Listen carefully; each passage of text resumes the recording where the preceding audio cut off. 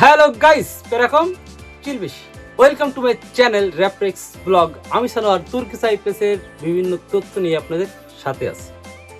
আজকে আমাদের যে টপিক সেটা হচ্ছে ভাই, অনেকে তুর্কি সাইপ্রাসে আসতে চাচ্ছেন না অথবা ভিসা দিতে পারছেন না, এই কারণে টাকা পাসপোর্ট ফেরত নিতে চাচ্ছেন।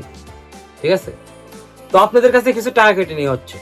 কি জন্য কেটে নেওয়া হচ্ছে, কেন কেটে নেওয়া হচ্ছে, এই বিষয় নিয়ে আজকে একটু আলোচনা করবো। চলেন শুরু করা যাক। বিষয়টা হচ্ছে যে আপনি এই মুহূর্তে তুর্কি সাইপ্রাসে আসবেন না, অথবা অনেকদিন ধরে 1 বছর 2 বছর 3 বছর 4 বছর ধরে পাসপোর্টটা জমা দিয়ে রাখছেন, আপনার এখনো ভিসা দিতে পারেনি। তো আপনি চাচ্ছেন যে অন্য কোনো দেশে যাব, বা আমি আর যাবোই না, তুর্কি সাইপ্রাসের একটা নিয়ত নিয়ে আপনি টাকা পাসপোর্ট ফেরত চাচ্ছেন। ফেরত চাওয়ার পরে এই দালাল আপনাকে বলতেছে, ভাই আপনার জন্য আমি আবেদন করছি, এই করছি তা করছি, যার কারণে আমার কিছু টাকা খরচ হয়েছে। টাকার পরিমাণ কত, সেটা $100 থেকে $500 পর্যন্ত, যা বাংলা টাকায় 20 থেকে 50,000 টাকা পর্যন্ত এক একজনের কাছ থেকে এক এক ধরনের টাকা, এক এক ধরনের অ্যামাউন্টের টাকাটা তারা কেটে নিচ্ছে। আসলে কি ভাই এদের কোনো খরচ হয়েছে? না ভাই, এদের কোনো খরচ হয়নি। 3 ক্যাটাগরির লোক আছে, যারা ফেক বাসবুরু পাইছে, যারা ফেক পারমিট পেপার পাইছে, অথবা যারা কিছুই পায়নি, অর্থাৎ বাসবুরু পারমিট কিছুই পায়নি। তার মানে আপনাদের কোনো খরচই হয়নি। আপনাদের পাসপোর্টটা হয় যার দালালের হোয়াটসঅ্যাপে ছবি আকারে ছিল, তা না হলে মূল যে পাসপোর্টটা এটা দালালের ড্রপের ভিতরে ছিল।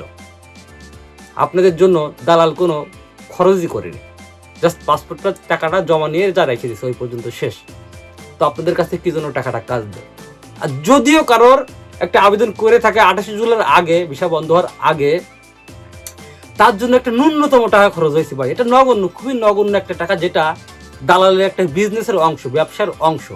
এটা দালাল করতে হবে, এটা দালালকে। ঠিক আছে, তো এটা আহামরি কোনো টাকা না, এটা ধরার ভিতরে পড়ে না। এই টাকাটা খুবই নগণ্য একটা টাকা, যদি কারোর একটা পাসপোর্ট দিয়ে আবেদন করে থাকে সেই ক্ষেত্রে। সব কথা শেষ কথা হচ্ছে একটাই, যে আপনাদের কাছ থেকে যদি কোনো রকমের কোনো টাকা পয়সা কোনো দালাল কেটে রাখতে চাই টাকাটা ফেরত নেওয়ার সময় বা পাসপোর্টটা ফেরত নেওয়ার সময়, সেক্ষেত্রে আপনারা এই জিনিসটা মানে আর কি বলবো, আপনারা অ্যালাউ করবেন না, আপনারা এই টাকাটা দিবেন না। কেননা আপনাদের পাসপোর্ট দিয়ে সেই দালাল যদি কোনো কাজই না করে, তাহলে কিসের খরচ, কিসের খরচ? কোনো খরচ নেই। এই টাকাটা একদম হুদায় আপনাদের কাছে কেটে নেবে। আশা করি জিনিসটা বুঝতে পারছেন, যে আপনারা একজন ফেক বাসবুরু পাইছেন, ফেক পারমিট পাইছেন, অনেকে কেউ কিছুই পায়নি। ঠিক আছে, তো সেক্ষেত্রে আপনাদের কোনো খরচই হয়নি ভাই। তো যদি কোনো দালাল আপনাদের কাছে টাকাটা কেটে রাখতে চাই, ভাই এই জিনিসটা অ্যালাউ করবেন না। ফুল টাকাটা পেড করে নেবেন, যে আমাদের পাসপোর্টের সাথে ফুল টাকাটা আমাদেরকে ফেরত দেন। তো যাই হোক, আশা করি বুঝতে পারছেন যে আসলে আপনার পাসপোর্ট দিয়ে কোনো কাজ হয়েছে কিনা বা টাকা খরচ হয়েছে কিনা। যদি কোনো দালাল আপনাদের কাছ থেকে টাকা কাটতে চাই, অবশ্যই এটা অ্যালাউ করবেন না। সবকিছু মিলে আল্লাহ হাফেজ, বাই বাই।